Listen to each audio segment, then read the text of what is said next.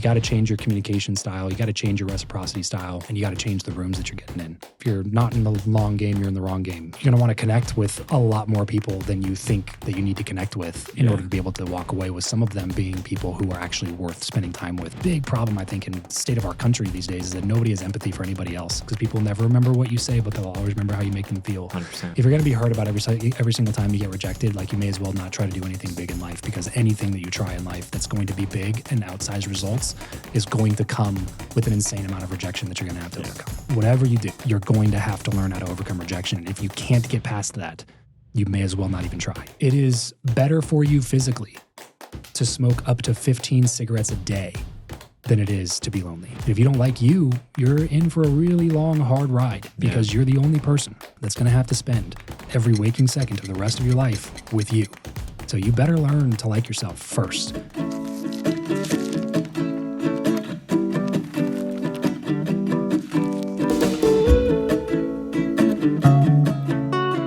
On this episode of the Nickolas Natali Show, Travis Chappell returns for a raw, revealing conversation that goes far beyond networking. From raising $1.3 million for Guestio to a cancer diagnosis that changed everything. Travis unpacks what it's like to pivot your life, your business, and your purpose in real time. We talk about mastering the art of relationship building, creating lasting friendships as an adult, navigating the loneliness epidemic, and how to be that person, the one who brings people together. This isn't just an episode about entrepreneurship, it's about purpose, presence, and the kind of connection that outlives any business deal.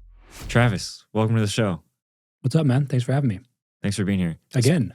I was going to say, I listened to our episode and we last talked in 2023, almost 3 years ago. So Dang. 2.5. Dang. It's crazy. That's quite some time, dude. It is. Welcome to Vegas. Thank you. Yeah. Great to be here. So close to the Strip. As we just discussed, never coming here. So close yet so far. Yeah, yeah. We're like on the good end of the Strip though, because we're not necessarily on the Strip. Yeah. So I can still get here quickly without having to navigate the nightmare of the Strip. So. Yeah. If I get reminded of LA traffic anymore in the Strip, I think I don't need it. Yeah. Is that where you're from? Yeah. Yeah. I live through that traffic every day. I don't know how you do it, dude. Yeah, but we're not going to talk about traffic. That's we're gonna dive bomb into something juicy here. All right, let's do it. There's so many updates that we need since the last time we talked, but I want to touch on some more tactical stuff. Can you tell me what's a big misconception entrepreneurs might have about building relationships with A-listers? Sure. This is very like Tim Ferriss-esque. Yeah, dude. So I realized super quickly, basically, that if I wanted to get in touch with these people, I was going to have to figure out another way to do it. And that was when I just started looking at all the people that I wanted to connect with. So I made just kind of a big list. Dream 100. Yeah, basically. Yeah. And started just looking to be like, where are they actually hanging out? Where are they spending time with each other? Mm-hmm. And how do I get into those rooms? So that was the first thing, is realizing that the people that you really want to connect with aren't doing the typical ways that most people connect with people at. Yeah. The second thing was realizing that connection is all about value, that relationships are just a mutual value exchange, For sure. At least some sort of a value exchange. And so if you don't have any real value to add to any conversation or to any person, then there's no reason for anybody to connect with you. And then the problem is that most people start looking at the value from what's in it for me perspective rather than what can I offer to other people perspective. And so when you go to a lot of these groups and stuff, that's all you find. It's just a bunch of takers looking to take the whole time. And if you can make it work that way, but that's kind of what I say is that's how you end up with the person who's got 1 year of experience, 30 years in a row. They look at it as 30 years of experience, but it's like, well, you still got to show up to the same damn networking event that you showed up to when you were 23 as an insurance agent, and now you're 53 as an insurance agent, and you're doing the same thing, and your income's only increased by like 25% over that same time period. Mm-hmm. It's like something's messed up here. And in my opinion, it's because all they've done is fill their network with a bunch of takers who are always in it for quid pro quo type deals or, I'll help you, I'll scratch your back, you scratch mine type of a thing. They're not building a network of givers. I would way rather build a smaller network of engaged givers than a massive network of a bunch of takers because it just doesn't do anything for you. Yeah, for sure. So that was another one of those misconceptions. Another thing, you got to be able to speak the language, which is which is something that's difficult for a lot of people. I've found myself in situations where I'm connecting with really high level people. I was going to say accidentally. It's not really accidentally. It's purposeful. It's purposeful, but I didn't deserve to be in the room that I was in, if that makes sense. Yeah. And I would see other people in the same room who were in the same position that I was in or similar, and they did not have that level of awareness about it. So they would just talk. It's all about them, all about them. And then I noticed the next time I'm in a room where I don't deserve to be in that room, that person's missing. And I was like, that's how you don't get invited back into the room is by talking everybody's ear off and pretending to be the guy that has it all together when you know you're not. Yeah. And so I would just show up as myself. And that looks like, on a practical basis, just closing my mouth 90% of the time, actively listening to how people talk to each other, and then observing what they do, and then trying to mirror that type of style back to them.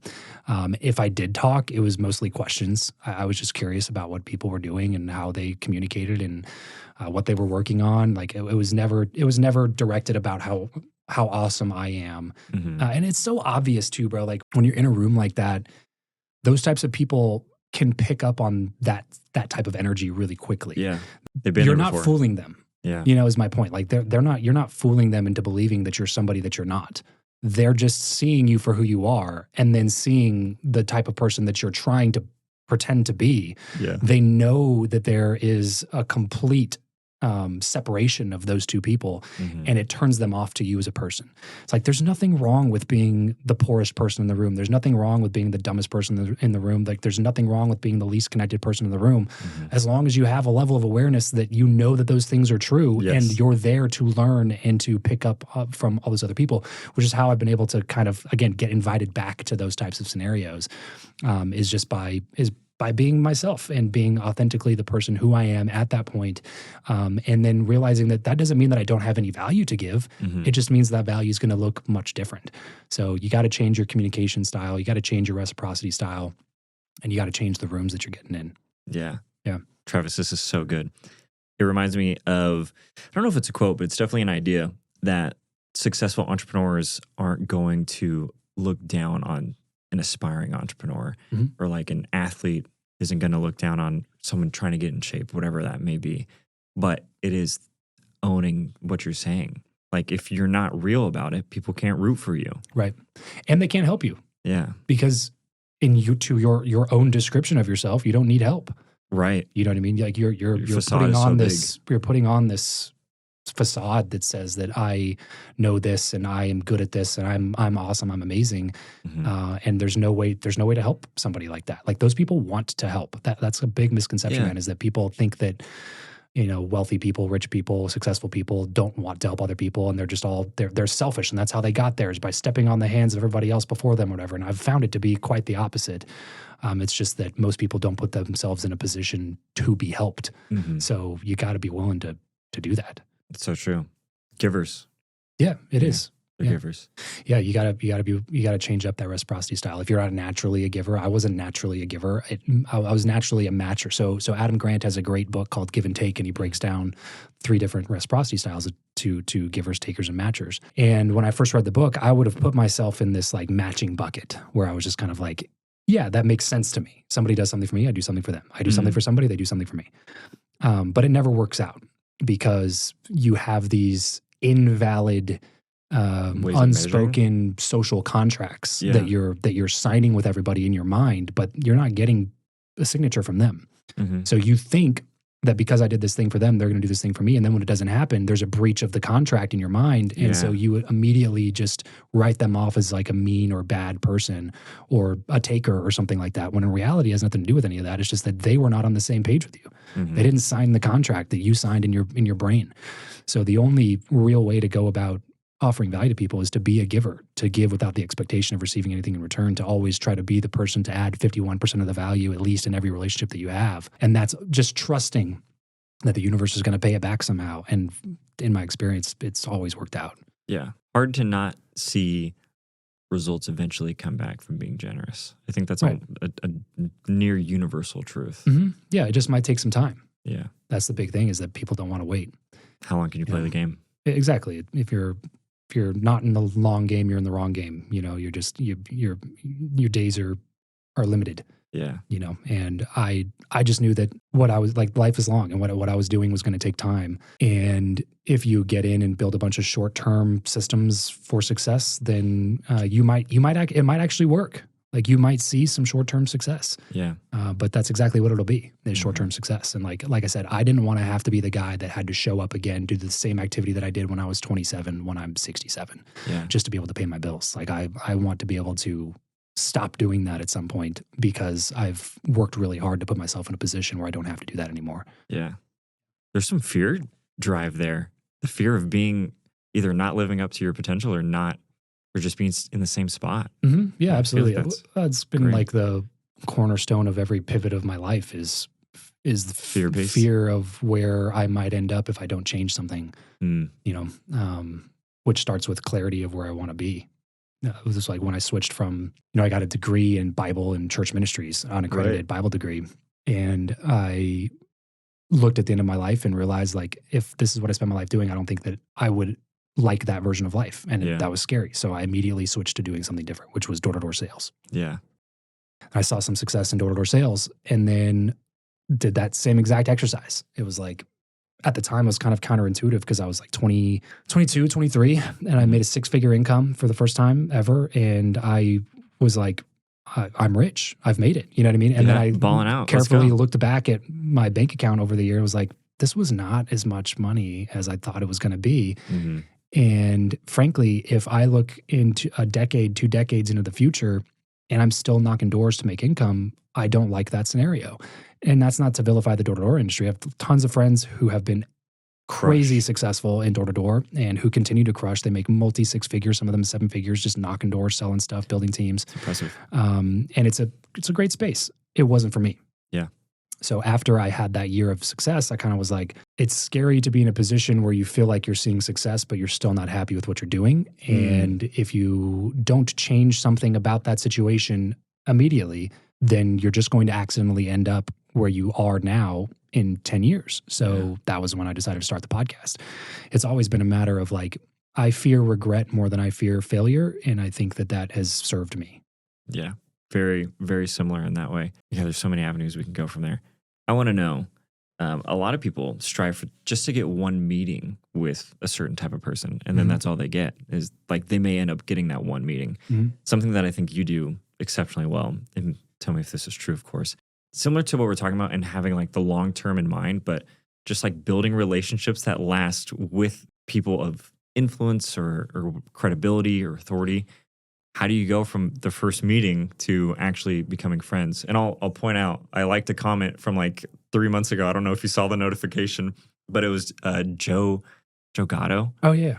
Yeah, he's like commenting on your Instagram. And there's, you're commenting back. You guys are hanging out in your own posts. And it's like, well, there's a real relationship there. Yeah. So it's tough, dude, because perception isn't always reality. I would say a good portion of the people that I connect with, I don't talk to anymore.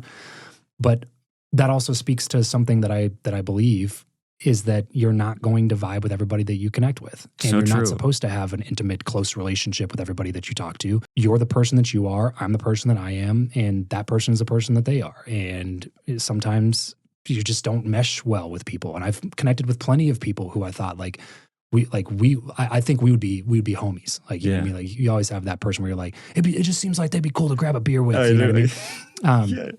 But then when you do it, it's just, there's just not to make it sound weird, but there's just no sparks. Yeah. You know what I mean? Like, there's there's a certain alchemy that exists in friendships, especially long-term relationships, regardless if it's a friendship, spousal relationship, business partnership. There's a certain alchemy that you can't nail down and describe from a scientific viewpoint. So some of it's just understanding that it's a volume game too.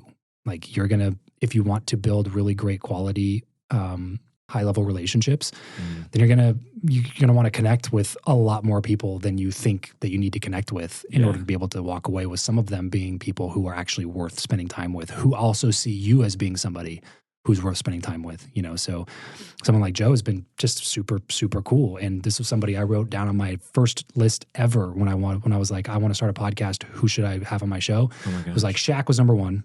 You So got that him. one was full circle. That was cool. Yeah. But there was probably 50 names on that list, and all of the Impractical Jokers were on that list because I watched a bunch of their show at that Yeah. time. And so it was super cool to be able to connect with them. And then, Joe's turned into, he's just a really great dude, really cool guy. And he was in Vegas for a night like 3-4 weeks ago, and he hit me up, was like, hey, you guys want to grab some dinner? Because he also met my wife when I interviewed him. And we all just hit it off, had a great conversation on the show. And then it just turned into more conversations afterwards. And then here we are grabbing dinner and hanging out. And it was a cool realization to understand that this went from just like a name on a list 7-8 years ago to like an actual friendship of mine.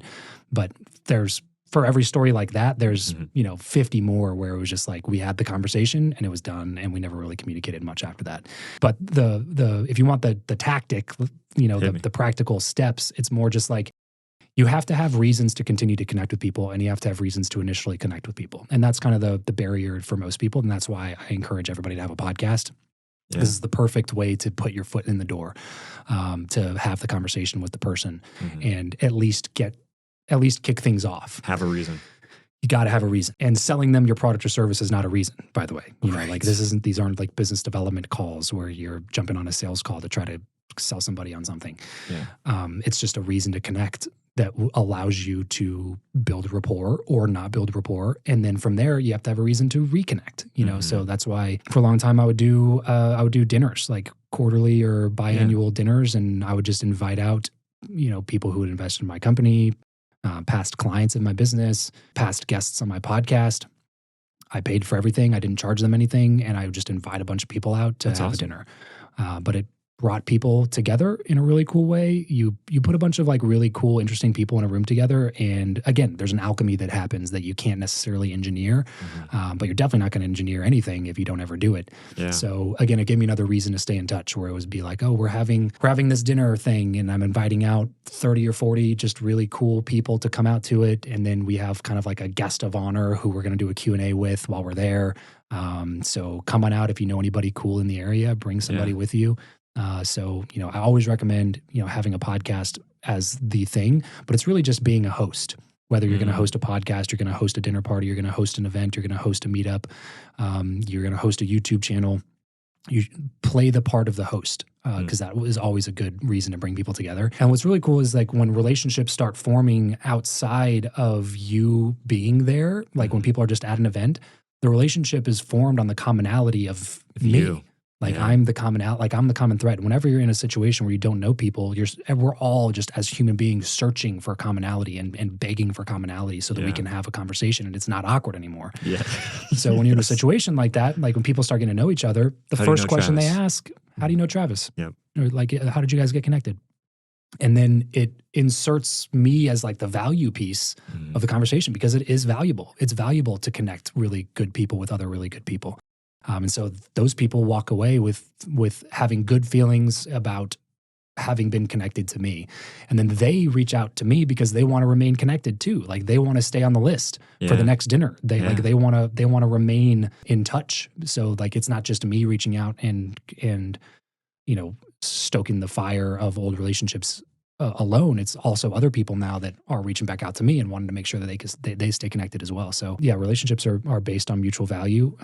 You're probably going to have to do a lot more volume than you think you're going to do. And you got to be okay with the ones that don't end up working out, because that's just the nature of the game. It is the nature of the game. I was thinking very similarly. All the episode I've done, I mean, there's only more than a handful, but only certain folks stick around, and it's the way it's supposed to be. Yeah. Yeah. You can't get romantic about it. And you can't get upset about it. People are busy. At the beginning, it was, I started just like getting mad, when people would not give me more time or not come to this thing that I invited them to or whatever. Like it would be like, oh, well, you'll see, you know what I mean? Like you'll want to be connected to me later or whatever, but it's just, there's different seasons for different things, and sometimes it doesn't make sense for that person to come to an event in Vegas when they're in LA, because there's not really much value to it for them at that point. Yeah. And I can't fault them for that. And you try to have a little bit of empathy for people, man. And that's a big problem, I think, in the state of our country these days, is that nobody has empathy for anybody else. So I try to just have high levels of empathy and put myself in their shoes for a second and be like, you know what, if I were you, I probably wouldn't have carved out time to come do this thing anyway. Yeah. But that Knowing doesn't your mean situation or whatever Right. it may be, Mhm. your context. But that doesn't mean that in the future you're not willing to do it. Yeah. So, and that doesn't mean that I can't still be of value to you at this point, you know? So like there's been plenty of times where I've reached out to guests of my show and they said no for whatever reason. And most of the time it was because the audience is too small or, you know, whatever, something like that. So instead of being like, screw this guy, I'm done, you know what I mean? And crossing them off my list, Mhm. I would just put them down on my list for 6 months later and then look for ways I could add value in the meantime. Like, okay, cool. Well, I have a buddy whose show is 10 times bigger than mine and Yeah. they're always looking for guests. Do you mind if I make an intro? Yeah. You know what I mean? Like, that's why I sign off my show, Travis Makes Friends, with remember to leave every relationship better than you found it. Because that's like a value of mine that I try to live and breathe, which is even if there's no way for me to directly benefit from this, can I do this thing for somebody else that will add value to them and get them to remember me in a positive light, Yeah. to associate me with good feelings? Because people never remember what you say, but they'll always remember how you make them feel. 100%. So if I'm in that kind of conversation and they kind of feel bad that they have to reject me because they know that, hey, look, I only have room for 3 podcast interviews this quarter Yeah. and I have to be Doing strict about something. prioritizing which ones I'm going to say yes to, and yours just isn't one that I can say yes to right now. Okay, cool. You know, like eventually it will be. Mhm. And until that point, how can I help fill one of those 3 spots with a friend of mine who's got a massive show that can actually help? You know what I mean? How Yeah. can I add value to the conversation without walking away all butthurt that this person Yeah. said no to me? You know what I mean? It's like, okay, who cares? Like, it's just, if you're going to be hurt about every single time you get rejected, like you may as well not try to do anything big in life, because anything that you try in life that's going to be big and outsized results is going to come with an insane amount of rejection that you're going to have to Yeah. overcome. Regardless of the path, Mhm. you know, whether it's Silicon Valley startup raising capital, trying to get 50 million in funding for your startup, you know, Yeah. whatever, or it's bootstrapping a plumbing company, or it's, you know, even when I had Joe Gatto on to talk about Impractical Jokers, he literally said that in the show. He was like, the career was trying to find one yes amidst a sea of no's. Mm. You know what I mean? And it's like, eventually there was a yes. Yeah. And eventually they turned that into the show that it is today, which has propelled all of them into insane success, awesome careers, doing what they love to do, when none of them were doing that to begin with. But it was just a sea of no's. Mhm. And then finally a yes pops up. And it's just, whatever you do, you're going to have to learn how to overcome rejection. And if you can't get past that, you may as well not even try. If it's a matter of when and how often, Mhm. you know what I mean? It's just got to be part of the game. Yeah. I heard speaking of door-to-door, I heard a door-to-door salesman say that they anticipate 1 yes for every 1,000 doors. I mean, that's a hell of a mindset, you know, but It is hopefully your close rate's I higher was than going to that. say, yeah, you probably wouldn't be doing door to door if Right. you're closing 1 out of 1,000 doors, but that is a good mindset to have. Yeah. It's a good mindset for anybody beginning in something like that too, because for something like door to door, what I love about it is the purity of the game. Straight It's sales. just a numbers Straight game, sales, man. yeah. If you knock on 1,000 doors, you will get 1 person, Yeah. and you will have to do no work for that person. By the way, it's Yeah. a lay down. Like you knock on their Timing. door and you're selling whatever, solar, pest Yeah. control, alarms, water purification, name it, real estate, There's whatever. like, yeah, I was thinking about that. Literally, Yeah. like that will happen. It's just, you got to get through the other 999 with, 100 of them cussing you out and Yeah. a few people slamming the door in your face. It's Those are just, shotguns. well, you got it. whatever. Yeah. I had people answer the door with a gun behind the door like this. And Oh my like, gosh. they're like, I have a gun back here just so you know. And I was like, whoa, that's not why I'm here, But It's just solar, man. It's just yeah, exactly. But yeah, it's just part of the game, man. And if you can't figure out a way to Yeah. move from that rejection to the next rejection, then it's going to be a long, hard path. Yeah. One of the questions I do have on here is exactly about that. I want to know if there was ever a no, like a specific rejection that you're like, okay, something switches, something that pushed you forward, like could be a certain person or situation or something like that. But if anything comes to mind, Just because- Like they give me like a chip on my shoulder type of thing. Like, what do you mean? it push me could be, forward? or flip the mindset to what you're saying of like, I need to change the way I approach this. Yeah, not really a single one. No, it was just. Repetitive action. Yeah, and like I said, luckily I learned the lesson really, really early on doing door-to-door. And it was fairly early on, even in my door-to-door career, that I learned that lesson.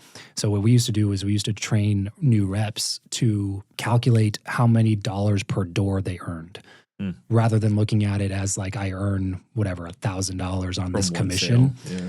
It's, okay, look at the numbers. Yeah. Let's say you've sold 5 $1,000 commission deals in the last 30 days. Mhm. Well, how many doors did you knock on to earn to make that $5,000? Yeah. Okay, great. The law of averages will always hold true. Mhm. Always. You can improve it as you get better when you're in your skill, but you'll still end up around the same. You know what I mean? So even if you're having a great sales week, next week, Mhm. it might not be a great sales week. Yeah. You might walk away with a goose egg. You know what I mean? You might zero next week. But the week after, you go do the same activity that you did the week that you got 0, you might get 5. Yeah. You know, and you doubled your average because the law of averages will always hold true. So if you do the numbers and actually look at, okay, it took me X amount of doors to make $5,000 in commission. That's what we used to tell people is like, when you walk away from a door that somebody slammed in your face, say thank you for the $50 or whatever that dollar per door comes out to be. So if it, took you 500 doors or took you 1,000 doors to make the $5,000, it's like, okay, well, 1,000 doors, $5,000. That means every time I walk away from a door, regardless of if they opened it, if they cussed me out, if it said no soliciting, regardless of the result, I made $5 on that door. Yeah. Because if I continue to do the activity, the result will follow. If I can overcome the rejection. And so that was something that we used to do to like help you mentally overcome the rejection in the meantime, to be like, I didn't make $0 on this door. I made $5 on this door because eventually I'm going to get a deal that made me $1,000 that's going to pay for all the doors I knocked on that didn't pay me. Yeah. And so that was the mentality that I kind of took into, especially in the podcasting space, was that because the rejection hurt more in the podcasting world for sure. Yeah. Because I'm reaching out to like heroes of mine and asking them for their time. And so when they said no, it was like, that one hurts a little bit more than just some like Joe Schmo whose door I knocked on to sell an alarm deal to or whatever, Right. So yeah, definitely hurt a little bit more, but that mentality still served me. Heck yeah. The door-to-door salesman mentality. Got to have it. Yeah. You touched on earlier. Actually, I'll even throw it back to the last episode that we recorded. You had either just finished or were coming off of raising $1.3 million through angel investing. And now that a couple of years have passed, I want to know, would you angel invest again, bootstrap it, or do anything differently if you had the choice to redo the process for Guestio?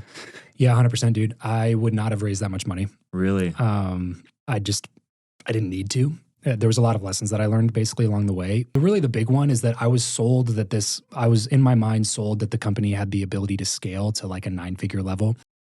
And then after re-examining the total addressable market, we just found that it wasn't the case. Mm-hmm. And so that was kind of what I was building it based off of, because I read this book from Reid Hoffman called Blitz Scaling. And it's basically how to blitz scale a business, the difference between scaling like you would normally through cash flow and projections and managing finances, and then blitz scaling. And it seemed like my company checked off all the boxes, because the book basically kind of goes through like, here's the types of companies that are good for this option, because not every company should be out here in Silicon Valley raising money and doing this type of business model. And so I was kind of convinced that my company was a blitz scaling type company. In retrospect, I don't believe that it was.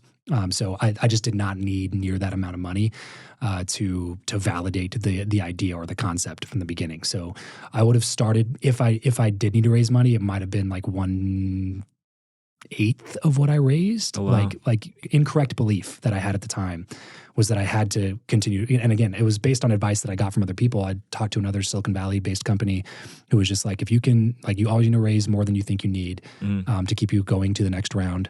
And if you're already I was at like 600,000 at the time, and they're like, well, keep going. Wow. So I was like, okay.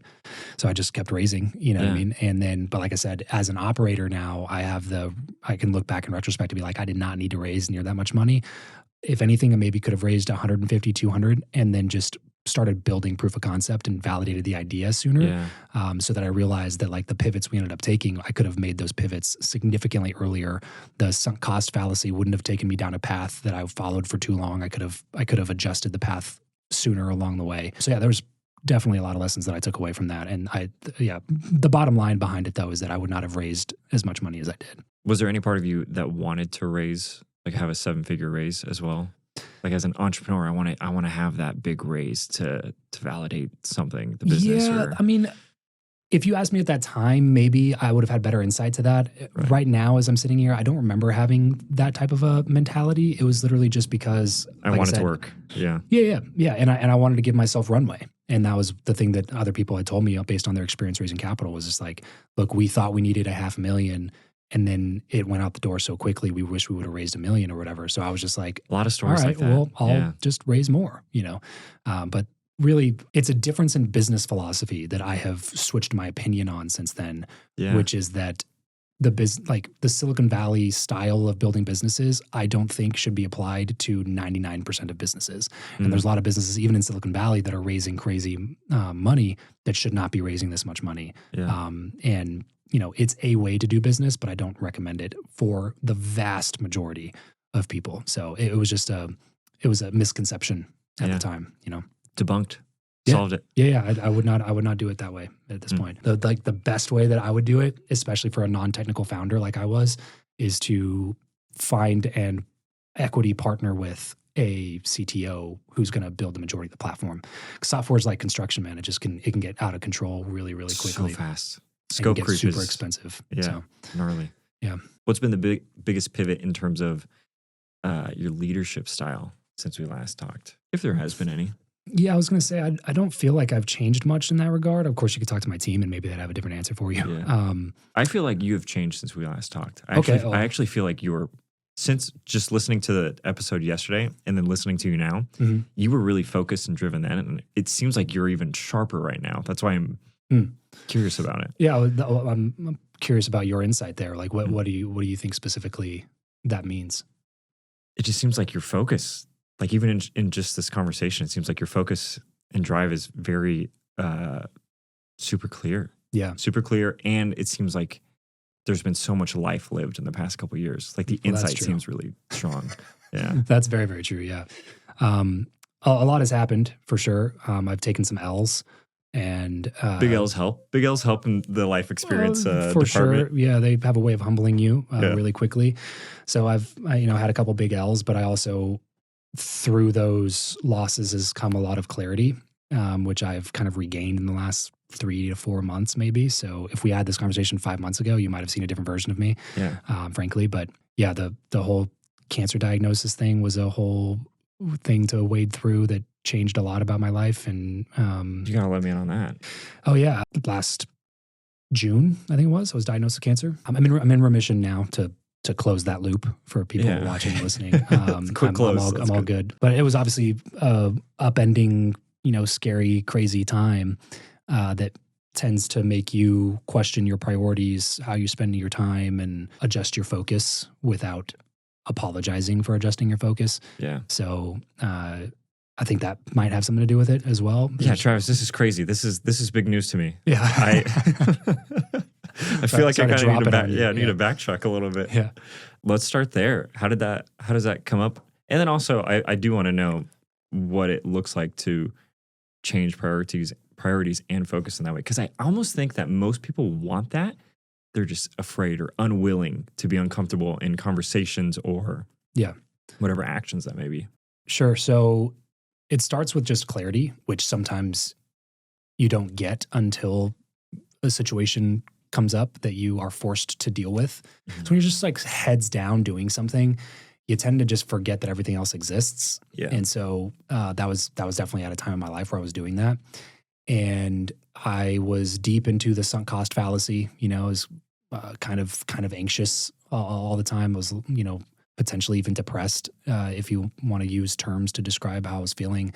Then my parents ended up splitting up and I was dealing with all of that. And then got diagnosed with cancer. I just went in for something on my foot from playing basketball, actually, an injury that I'd had, and was like, I gotta go figure out how to deal with this thing, So I went in, but I hate going to the doctor. So I was like, hey, while I'm here, there's like 6 other things I want you to check, what I mean? So that I don't have to come back. Let's knock this out. Yeah. And one of them ended up being concerned that I had with that. And it turned out that it actually was cancer. And then the next few weeks was just trying to figure out what we were going to do, how we were going to deal with it. And again, lots of introspection, lots of question asking. And then just kind of realizing that I was just like, I was stuck in this behavioral cycle that was no longer serving me. And I was doing it because of what other people's perception of me would have been had I been willing to switch and do something different. And yeah, when you're in a situation like that, man, you just realize like, this isn't that important. Yeah. Like I'm going to have another at bat here. This is, I can't continue to do this. The question is like, how long can you sustain this? Yeah. And how long are you willing to do that for? Yeah. And the answer for me was like no Not longer. much longer. Yeah. So, Until right now. right. Exactly.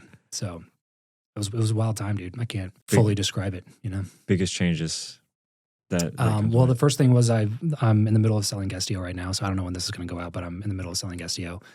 And that was kind of one of the biggest things that was holding me in everything. And that was another reason why I say that I shouldn't have raised that much money, because when you raise that much, like, and you try to go sell the company, it's like anything under that dollar amount, investors aren't getting their full return back. Yeah. I ended up buying out probably a third of my investors along the way, just through different side deals and whatever, people who were interested in cashing out earlier. So I bought out a good amount of them, but still I was like, man, if we move forward with this deal, I'm not gonna be able to pay back 100% of what I got from them. And so that was what was holding me into the company. It was like, how do we figure it out? And then just realizing we were running up against so many obstacles that some of them were out of our control. And that the only way to really move forward was to take in a completely, like a pivot in a completely different direction that was not going to be the original idea that we had.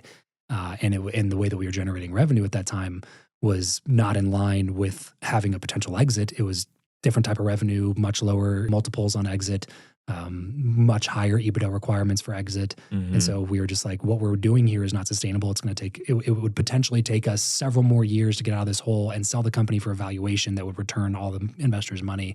And so we're just like, we can't, this is unsustainable. You know, we gotta basically make the decision to exit this, you know, right now. So that was really the biggest change that came out of it. Was now my day-to-day is basically I'm back to being a podcaster. Nice. You know, podcaster, speaker, podcast coach, and, you know, stuff like that while I'm working on selling the company. So that's the biggest thing professionally, but that also bleeds into every other area of my life, you know. Right. Been a lot more present with my kids, obviously. Spent a lot of time with them, spent less time traveling, more time with the family, getting grounded more in like what am I really ultimately solving for in life? It's not just business success. It's not just financial success. It's also like happiness, relationships, friendships. And at the same time, I was like doing more content for Travis Makes Friends, my other podcast. Yeah. And realizing stuff about the loneliness epidemic and realizing how many people are out there experiencing loneliness and depression and mental and physical health problems that are stemming from loneliness, which was insane to realize. So started kind of reconnecting with my friendships more and like realizing that in the pursuit of building this cool network of awesome people, I also kind of was being a bad friend to the people that I would have called like my best friends. And so re-engaging with those types of relationships, re-engaging with those friendships, re-engaging more with my wife and my kids, and spending more time solving for the correct problem to solve for in life, which I think is ultimately happiness, meaning, purpose, fulfillment, rather than like just some sort of arbitrary financial number. Yeah. This is so great, Travis. This is such good stuff. I'm just taking it all in. Yeah, I saw and I read that you were tackling the loneliness epidemic, and that what's the drive behind that? Where's that stem from? Yeah, I guess it's really kind of what I was referring to earlier is I spent so much time not thinking about that when I realized that it was like the core problem that most people are experiencing. Yeah. And it was something that I had developed some sort of unique ability to do. It is like make new friends with people, which is something that's scary for a lot of people. And as adults, we just don't get as many opportunities to do it. Yeah, it's true. So the friendship thing kind of came almost as an accident, because Travis Makes Friends was never supposed to be about friendship. It was just, I rebranded it from Build Your Network because I found that it was more difficult to bring on guests like the Joe Gatto type guests or Dane Cooks or Shaquille O'Neal type people. Like they're not super interested in having a conversation about business networking. You know what I mean? So the goal at first was just to broaden the topic of the show so I could talk to more people who I really wanted to talk to, just about life philosophy and reverse engineering world-class performers, you know? And so the Travis Makes Friends thing kind of just continued to morph into that. So like I would interview people and they would kind of harp on the friendship idea and like, oh, this is a really cool concept. Like makes friends. That's cool. It's like, are we friends now? And they kind of like, that's fun. They would play on the terminology a little bit more. And I was like, there's something here. Yeah. And so I started asking more people about it and started finding out that people all across the board, podcaster friends, influencer friends that were doing much bigger stuff than I was doing, that were in contact with a higher volume of people, were also getting this question of how do adults build friendships? Yeah. And so I start going into the data a little bit and realizing that, the U.S. Surgeon General released an entire report in like 2020, 2021, maybe 22 actually, that detailed loneliness as the next big public health crisis and wrote an entire report on how to Oh my gosh. combat the issue. Yeah. And I was just, like I said, just like the more digging that I did, the more concern I gained about the issue. It kind of seemed like the perfect thing for me to talk about because it was directly correlated to like the networking, relationship building kind of piece that I'd been working on in terms of my content, but also in terms of a skill that I was developing personally. And so it just kind of was like, if somebody's going to talk about this, I think I'm pretty primed to step into that gap.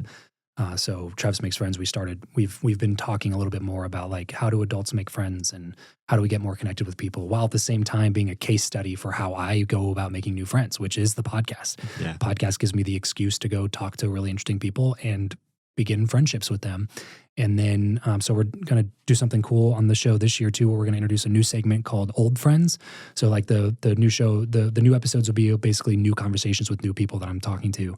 And the Old Friends segment will be kind elderly of like people, only from retirement you got to be homes. 70 plus. Yeah. No, anybody who has been in my life for a length of time. So it'll start with just like me and a couple of my friends that I've known since we were 3 years old. Yeah. And we'll just do a couple episodes to just hang out and talk. And I love it. so it'll just like, the content of those particular episodes is not going to be super educational. You know what I mean? It'll just be a few friends bullshitting on microphones for a while. Which sounds great. Sounds like a great time. But that's my point is like, it's more of a case study of what I'm doing to try to combat this thing that happens naturally as adults. As adults, we just naturally lose touch with friends. It starts getting lower and lower on the priority list as you develop a career, as you have to be professionally networking with people and traveling to Chicago to go to this event, and you got to go do this thing, but it's for work and I got to go do that. And then you have, you know, your spouse and you have your kids, and those relationships are extremely important. So those ones get priority. It's like, well, I got 2 nights off this week. You know, what am I going to do? Spend time at home where it's easy to be with my wife and my kids, and I want and need to spend time with all of those people in my life. And then like friendship just keeps getting kicked down the list. Yeah. And we naturally let go of those things. And then you wake up and realize that it's been a decade since you've like done a proper bro hang, you know, and it's like, we need those things. Like you need time with the bros, and the wife needs time with the girls. We need those additional friendships in our life as a part of living purposefully, you know, like they did all those blue zones that they do studies of. Heard of the blue zones? Yeah, it's the healthiest folks. Highest concentration of centenarians on the planet. So people who live past 100. And they've done a bunch of studies on them to find out core commonalities. And there's not like, they don't really go with traditional like Western medicine advice. Like there's people that they've been smoking their whole lives and they're over 100 years old. And this is not an excuse to smoke, by the way. Smoking's bad. This is an ad. This is an ad for smoking. Yeah, smoking is not okay. But they figured out one of the core commonalities is they have strong sense of community. Yeah, they have a strong sense of like the people that they're around. Like they still walk to a lot of places. They know each other by name. They gather around a fire at night to have their food and talk through the day. You know, they don't spend their time together in front of a screen. They spend their time together with each other. So they just have a strong sense of community. And I think friendship has a big thing to do with that. And so like doing the show for me has just been more like, this is what I do to make new friends. These are the types of conversations that I have. Because these are the same, like the questions that I ask the people that I talk to on the show now are way less steeped in hours and hours of preparation and research. And way more, this is what I would do if I met this person at a bar and we were just hitting it off and having a conversation. Connecting. So this is how I connect with people when I first meet them. And then the Old Friends segment that we'll be introducing soon after the relaunch is to be like, this is how I stay in touch with people that I've already connected with. And then the format will just be a little bit different, whether it's us like playing a game, playing a video game or playing a card game or just like scrolling through our group chat and looking at funny stuff that we found. You know, it's just like, this is what I'm doing to stay in touch with my friends. You can follow along, watch along if you want to. Again, this one's not going to be super educational like the New Friends episode might be. It's still valuable. But I think valuable is as far as a case study goes to be like, look, we all need to be more intentional about this, or we're going to wake up when we're 70 with a bunch of money in the bank and friendship poor. And that's not a situation I want to be in, you know? Yeah. This is such a worthwhile venture. There's a graph that I've seen. There's actually two thoughts that I have that come to mind. There's a graph I've seen that I'm gonna botch it when I try to describe it, but we're gonna do our best here. It basically covers the people that we spend the most time with. Maybe you've seen it over the course of our lives. And it's like you spend time with your friends, usually all the way about to like 25. It kind of trends upward, and then it just slowly decreases for the rest of your life. Yep. And that's terrible. It's like so sad. The other idea that comes to mind is I heard recently that when you're a kid, you value things, so like toys, things like that. And then you get a little older, and then you start to value experiences, life experiences. And then once you reach a certain age of like maturity, you start valuing people and relationships. And ultimately, it's like experiences with those people. And it seems like we lose a sense of that at some point where there's a trade-off that gets made. And I also think it doesn't necessarily have to be a trade-off. Correct. Lifestyle design is probably a huge part of this. Yeah, it's not a zero-sum game. Just because you decide to hang out with your friends doesn't mean that you can't have a good relationship with your kids. Right. I hope not. Yeah, well, and it shouldn't be that way. Yeah. You know, I am primarily a father and a husband, and I can't abandon those relationships for the sake of developing other ones. Yeah. You know, it's my responsibility to figure out how to do all of those things. So yes, your friends are technically less of a priority than your spouse relationship and your relationship with your kids, in my opinion. Yeah. But that does not give you permission to neglect those friendships. And like I said, it becomes so easy to do it. There's so many distractions. There's so many other things that require our attention. You can't track the return on time investment. That is something that I think that drives some people crazy, especially high performers. Is like they want to know, like, I feel like they might be wasting time or not efficient. It makes sense to build professional relationships. It makes sense to go to the networking event. It makes sense to go do these things and build great relationships with the people you do business with because it directly benefits your business and or affects your business in a positive way. Yeah. It makes sense to sharpen your relationship with your spouse because you're with them every single day. And when that relationship's not good, it pours into everything in your life, whether it's positive or negative. It makes sense to spend time with your kids. You know what I'm saying? When it comes to friendships, it's like, man, I just don't have time. I don't have time to just like sit and play video games for an hour and a half and like on live and while I'm just bullshitting with my buddies. I just don't have time to do that. You know, I don't have time to leave the family for 2 or 3 days and go on a golf trip to Utah or whatever. You know what I mean? I just don't have time to do that. And if I did have time to do that, I would make sure that I'm filling it with a professional networking event or something like that. Scheduling my emails at given time blocks. Right, because you can't track the return. But it's not about the return. It's about being a better human being. You know, the evidence now is so unequivocal that you can't deny that having great friendships leads to a happier, healthier human being. Happier, 100%. Mental health significantly improved. But the biggest thing that I was not expecting to read in that report from the Surgeon General is that it affects your physical health as well.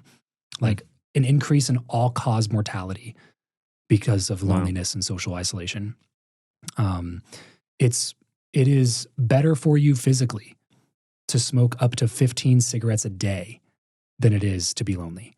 Physically, your physical health. Oh my gosh. Inflammation, heart disease, Alzheimer's, dementia, all of like cancer, all of these big killers all increase. Your risk of them, your risk of getting any of those things all increase when you have feelings of loneliness on the inside or you're socially isolated from others. And it makes sense, dude, because we evolved to be social beings. If you go back in time and you were a member of a nomadic tribe in hunter-gatherer mode and you were left by that community, it was literally a matter of time before you died. So we have a biological, hardwired need for human connection because it's the lack of human connection when you're feeling lonely and isolated, that lacking triggers your fight or flight response. And if you're constantly living in fight or flight, this is where you're doing a detriment to your nervous system. And that's what's going to cause all these other things to start happening, all these other symptoms of the true cause, which is you're lonely. You're not connected to people. And those symptoms can come out like anxiety. They can come out like stress. They can come out like depression. and come out like inflammation in like actual physical inflammation in your body, which leads to any number of these other diseases. Like you're suffering on a physiological level when you are not focused on building good quality relationships with people. So you can't afford to just neglect it. Yeah. You can't afford to not put it on the priority list. Like do what you got to do, man. Like we're all busy. We all have schedules. So like carve it out. Put it on the calendar for 2 years from now. Yeah. You know what I mean? Like put a big ass trip on your calendar with your buddies in 2 years from now. In 2 years from now, I guarantee you hit your buddies up and be like, hey, what are you doing in April of 2027? Yeah. You know what I mean? Like they're going to be like, what are you talking about? I don't even know what I'm doing in April of 2026. Yeah. I don't know what I'm doing in June. You know what I mean? But okay, great. Well, let's all pencil this on the calendar. Mm-hmm. We're going to take a 5-day trip. And be the person willing to instigate. Mm-hmm. I don't know the stat behind this. There's got to be one. And if somebody listening knows it, let me know. I don't know the stat on this, but I have to assume that a vast majority of people will say yes if their friends ask them to hang out, but will not be the person to actually do it. And I've had friends tell me this. They're like, a buddy of mine that my wife and I hang out with in Vegas, him and his wife. Every time we hang out, he's like, bro, thanks for hitting me up and setting this up. Because he's like, I'm always down to hang out if I can work it into the schedule. It's just that I never think about setting it up. So, and that's how most people are. And I'm not faulting him or faulting anybody else for being that way. But if you are feeling these like feelings of social isolation and loneliness, be the person that holds the group together. Like be the glue. Yeah. Be the person that's, again, getting back into the hosting chair. Like be the host. Yeah. Host the weekly poker night. Host the, Call of Duty gaming night or whatever it is. You know what I mean? Like host the thing. Be the person that reminds everybody that we're going to go connect here for a little while and hang out. There doesn't have to be an agenda. There doesn't have to be a schedule. It's just getting a bunch of people to be together and be with each other.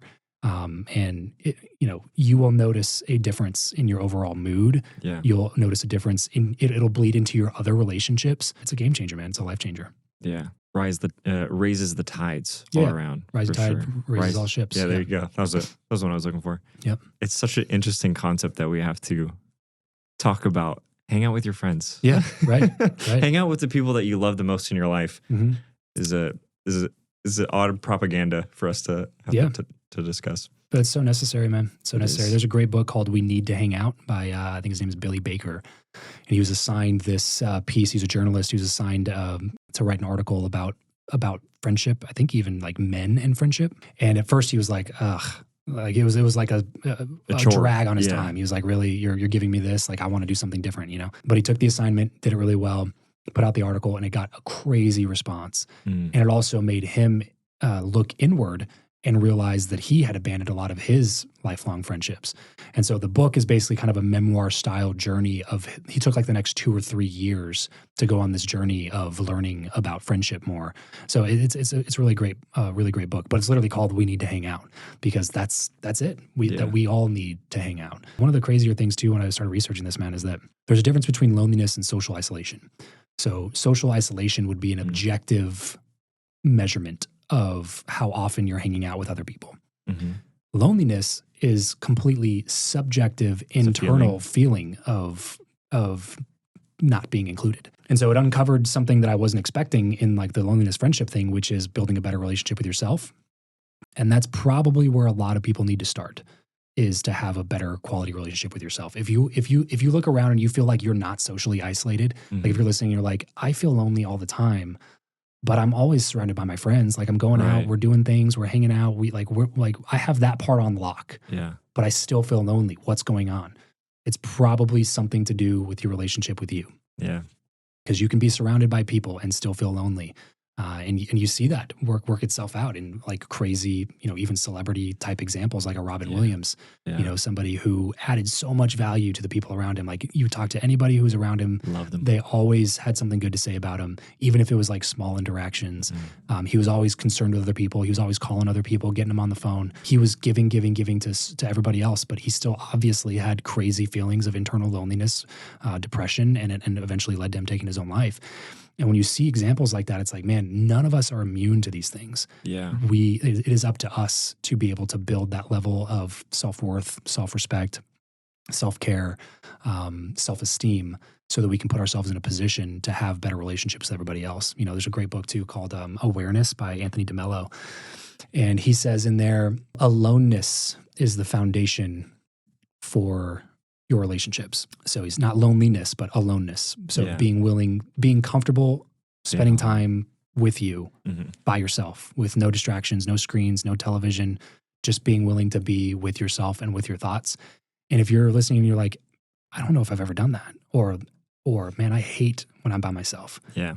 That's a problem. And it's a problem that needs to be addressed, because no amount of, you know, and I say this with a grain of salt, because talk to your therapist, talk to a licensed physician before you jump off of these things. But like, no amount of SSRIs are going to solve you not feeling good about yourself. They're not going to magically fix the relationship that you have with you.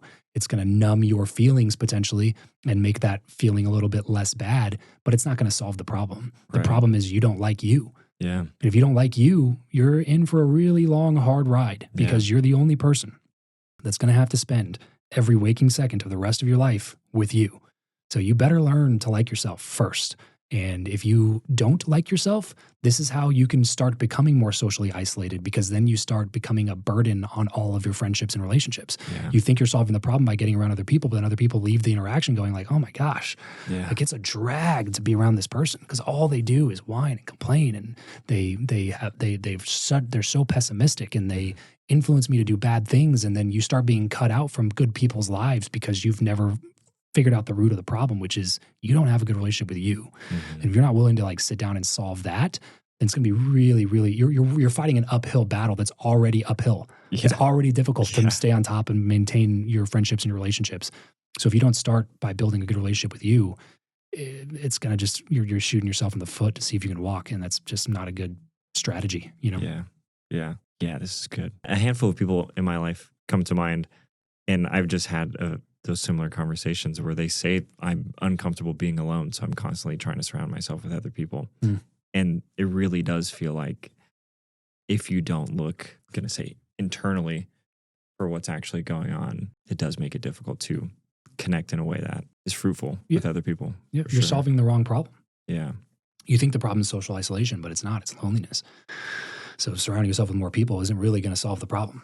You know what I mean? You got to be willing to look in the mirror and see what's hidden underneath. Like, there's a reason why you're uncomfortable being alone with yourself. Yeah. Dig into that. Why do you feel uncomfortable?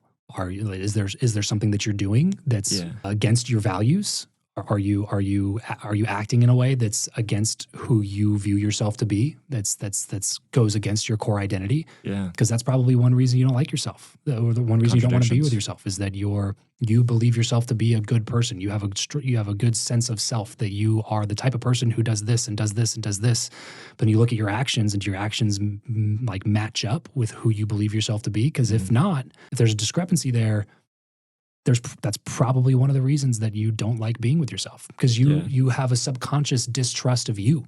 Yeah. Can't even trust yourself. Right. And if you can't trust yourself, if you can't, believe in yourself, if you don't have self-worth, if you don't have any of these things, what you're doing is you're casting the burden of all of those feelings on all the people around you. Mm-hmm. And you see this like in marriages all the time. And I'm always hesitant to give marriage advice, but my wife and I have been together for 16 years. I feel like we have a strong relationship. Yeah. And it's in marriages, you see it all the time where people believe that it's their spouse's responsibility to solve their happiness problem. Right. And it's not. Yeah. It's your responsibility to be happy individually. It's your spouse's responsibility to be happy individually. And then you can come together to make each other happier. It's not their responsibility. It's not my wife's responsibility to make me happy. It's ready. Not her responsibility. You know what I mean? Yeah. Like as soon as you start casting other people, that's when you have these crazy expectations on relationships and things start to go south. Yeah. That's when you start recycling spouses and you're on your sixth marriage. And it's like, well, what do you think this person's going to solve that the last 5 people couldn't solve? Mm-hmm. It's probably not a them problem at this point. Yeah. Not to say that divorce is never justified, because I'm not in that boat. I believe I used to be in that boat. I'm not in that boat anymore. If you shouldn't be together, you shouldn't be together. But That is to say that shouldn't be your first solution to any problem that you're experiencing is divorce. You know what I mean? Like you should take the commitment seriously and do some massive introspection and ask yourself some of those questions. They're really, really difficult questions to answer, by the way, because you're going to have to be brutally honest with yourself. And you have to look at all of your shortcomings directly in their face, which is never fun. But like that's one of the beautiful parts of being in a long-term relationship is that person helps expose the things that are shortcomings in you. Blind spots. And they can help sharpen those things over time. But if you're just expecting that they're going to be the person that brings happiness to your life, it's not going to work. It's just not how it works. And that's not how it works in your friendships either. So if you don't fix what's going on internally first, or at least in conjunction with your other relationships, then you're always going to struggle to build those. Yeah. Whether they're new or they're people you've known since you were 3. You know, it's going to be a struggle regardless. Yeah. Travis, I feel like we're just scratching the surface. There's Me too. Me too. I get the question a lot now, man, because like the show's called Travis Makes Friends, and I'm actively telling people that it's about solving loneliness. So now I'm getting questions from people where they're like, "What are you doing? Like, what do you think the solution is?" Like, dude, I don't know. Yeah, I'm on the journey too. I'm trying to figure it out so that I could give the best information possible to other people. But yeah, there's so many outside factors, which is why I say that like it's not simply a solution of like hanging out with your friends more to solve for that. Now, if it's social isolation, that is the solution. That's an objective measurement of how often you're spending time with other people. But the internal loneliness battle, man, like that, it's not as easy as just like crossing some T's and dotting some I's. It's not as easy as getting a prescription medication and taking a pill. It's just not that easy. And so if you want to solve for the long term, like what we're talking about, then you can't continue to use short-term solutions to solve the problem because you're only solving for the symptom. You're not actually solving for the core problem. There's not going to be an end to that process. You will constantly have to do that thing that you're currently doing to numb the pain, whether it's alcohol, it's a pill, it's marijuana, it's any number of other potential solutions that society throws at you. Eventually the chickens are going to come home to roost and you're going to have to deal with the problem. Yeah, whether you're ready for it or not. Yeah. Travis, I asked you this at the end of the last episode, so I'm curious where we're at now. What do you think it means to live a fulfilling life? I think it's tied. I think it all comes back to purpose and meaning. I used to say, and I don't know what my answer was on that show. Maybe you can shed some light on this after I answer. But I used to think it was like happiness. Like happiness is the ultimate thing that we're all searching for. But I've found since then, since that was kind of the hypothesis, that happiness as a target is actually a really crappy target because it's not able to be reached, and it's impossible to be happy all the time. It's literally impossible. We're human beings. We have a range of emotions, and that's part of the human experience. Yeah. Sadness comes along with it. You know, and if you start vilifying these quote unquote, I even almost said it, negative emotions, like emotions that are associated with negativity. Yeah. If you start vilifying those, you're not allowing yourself to be who you are. It's like, the cancer thing, like I had to sit and cry for a little bit. You know what I mean? Like if I didn't do that, it would just be bottled up inside of me. And it would be an expression of myself that I did not allow myself to have. Like sadness is a part of it. Sometimes you're going to get angry. All of the emotions on the spectrum of human emotion are part of the human experience, and you have to be willing to embrace those things. So solving for happiness, I don't think is a good idea. I think the more you try to hit the target of happiness, the more it evades you. I think happiness is a byproduct of pursuing meaning and pursuing your purpose. And if you can effectively pursue purpose and meaning, I think that will lead to a fulfilling life, regardless of if it's to make billions of dollars or it's to, have a salary at a full-time job and to be an employee. It applies across the spectrum, regardless of who you are, where you are. You have to attach your living to some sort of purpose, to some sort of meaning that will propel you forward. And in achieving that purpose and in pursuing that meaning, happiness will come along the way. And don't ridicule yourself if you're not constantly happy. It's just impossible. Yeah. And that's why I say it's a bad goal, because if you're a goal-oriented person, you feel like you're failing all the time. Because you're like, oh, I wasn't happy this week. It's like, I didn't check on my to-do list. Right. Like my happiness level was at a 6 instead of a 9 or whatever. Yeah. It's like my mood journal. Good luck being happy, like tracking it like that. It's just, I don't think it's going to work. So I'm much more focused in on like purpose, meaning, And I think if you pursue those things, then fulfillment, happiness, those things will be byproducts of a correct pursuit. Yeah. Heck yeah. So the founding fathers were wrong. You should not Shout pursue out. happiness. Yeah. George, looking at you. So yeah, that's my thought on it. Well, do you remember what my answer was last time? I can summarize. Okay. It was pretty similar. Okay. All right. Um, Pat myself on the back there. pursuit of meaning and relationships. Those both Yep. came up. Same. Yeah. Samesies. Staying on brand. Yeah. Which is good. Travis, where can people connect with you? Where can they say what's up? Yeah. Podcast. If you want to learn how to make more money, I have the Travis Makes Money podcast now. We do Dope. daily interviews with entrepreneurs Daily? and Amazing. daily interviews. Yep. 7 days a week. Entrepreneurs, even side hustlers. We talk to anybody who's working a job right now and has a side hustle to make extra income, all the way to people who've exited their businesses for hundreds of millions of dollars. We talk to a wide range of people on there, but the core focus is like, how do we help you make more money? Love it. And then the other podcast is Travis Makes Friends, which we've described a lot on the show here. Yeah.